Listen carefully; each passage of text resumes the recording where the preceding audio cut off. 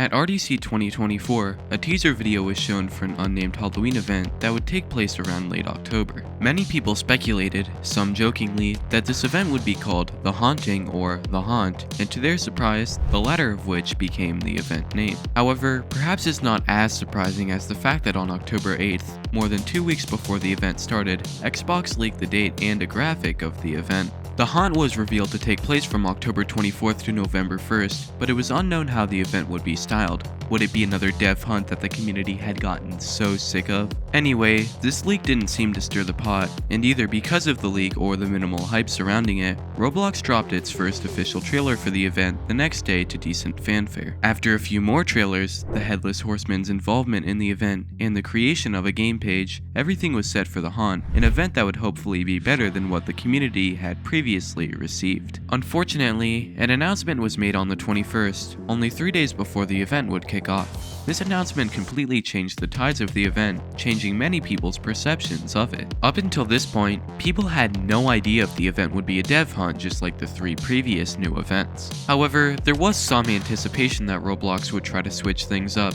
given the repetitive themes of the hunt, classic, and games. Fortunately, and unfortunately, Roblox had something different in store, labeling the Haunt as the biggest costume contest ever. While this did mean that the dev hunt format wouldn't be returning for the Haunt and excited many players, what Roblox meant by a costume contest when he started playing the event disappointed many. October 24th, 1 PM Eastern is when the event kicked off, and this is when Roblox's vision for a costume contest was revealed to the world, and unfortunately, it wasn't very good. As it turned out, Roblox's idea of a costume contest was dressing up your avatar using a GUI that was available in affiliated Roblox games and taking a screenshot. You would then have users vote on whether your avatar met the day's theme. On the first day, it was creatures, second day it was cute, and so on and so forth. The screenshot feature was a new thing that Roblox was testing out, so the whole event could be boiled down to Roblox trying to shill a new feature to the player base. Anyway, the winners would receive special avatar items as prizes, an honestly solid incentive. Presumably, the top people in these contests had put a decent amount of effort into their costumes, making them deserving of all the votes they accumulated.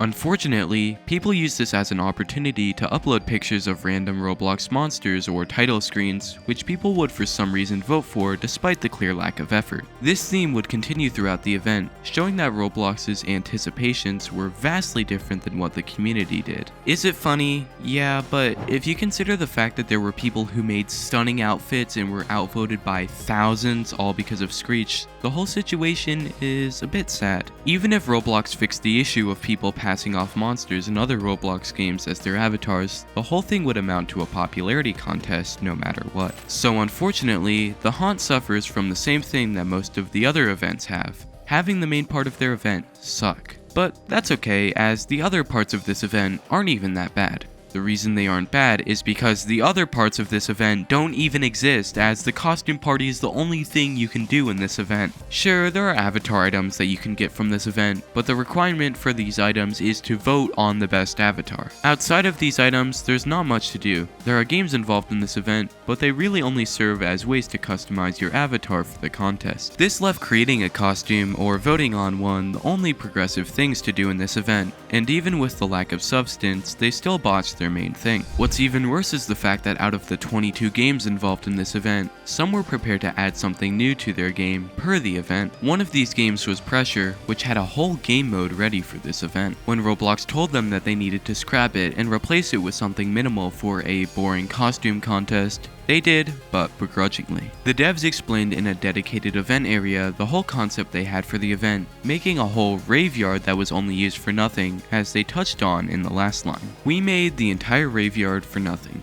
This is the event.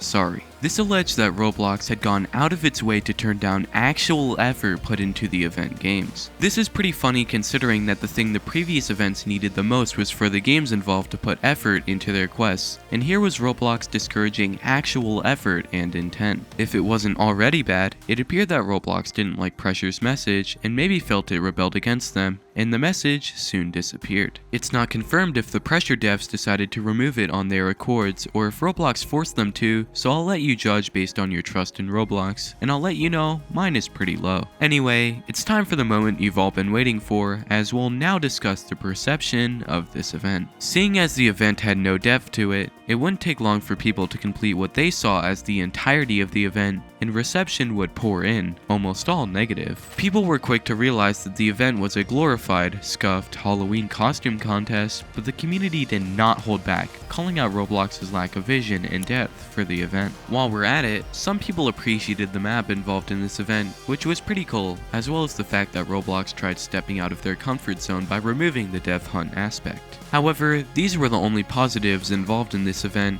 leading to some of Roblox's biggest supporters turning on them, one of these supporters being Creekcraft.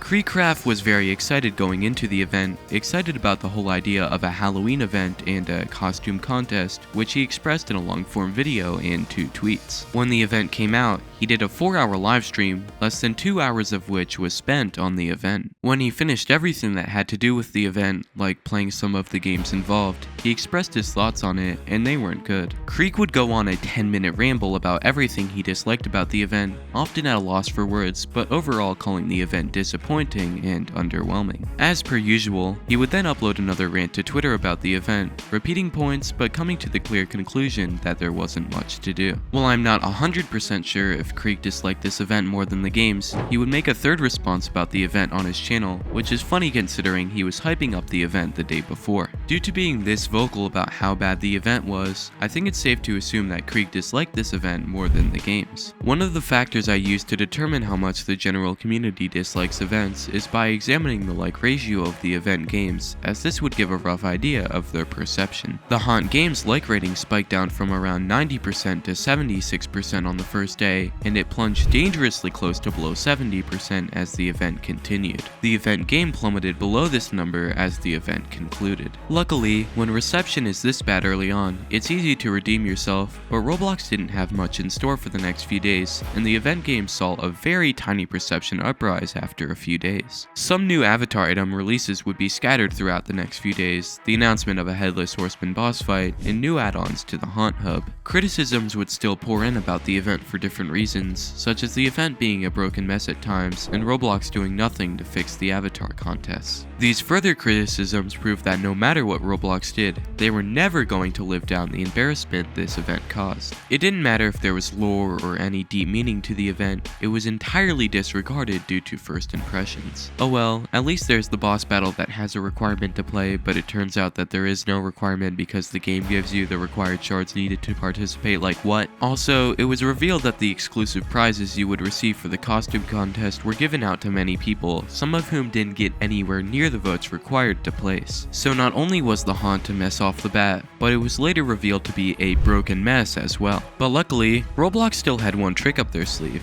the formerly broken Headless Horseman boss fight, which took place on October 30th and should have served as some sort of redemption for the whole event. However, not even something considered the best part of the last event could save it. You see, instead of having the boss fight against the Headless Horseman be a traditional boss fight where you physically fight the enemy, Roblox made it so that you dress mannequins to deal damage. It was an incredibly lame way to do a fight, even more so considering how hyped people were that the Headless Horseman was involved. And so without any sort of critical reinforcement to go with this event, the Haunt ended on November 1st, widely regarded as not only Roblox's worst new event, but one of the worst events in Roblox history. I'm not even sure of Roblox's direction after this event, as their moves are unpredictable. Out of all the things it signifies, the worst thing it shows is that Roblox, for the 4th time, has not listened to the community and has continued to make moves that please investors. It's something that will continue to seep into every future Roblox event, dampening its quality, but fortunately enough, it appears that Roblox can't spoon-feed low-quality events and get a huge turnout anymore. The games, while a commercial failure, has 70 million visits, and the Haunt has barely cracked 50 million, credited to the lack of replayability. Maybe Roblox will improve and I rely too much on their track record, but as long as their stocks go up, they most likely won't listen to their players. The Haunt was disappointing, a waste of potential, and is another sign for Roblox to step up their game.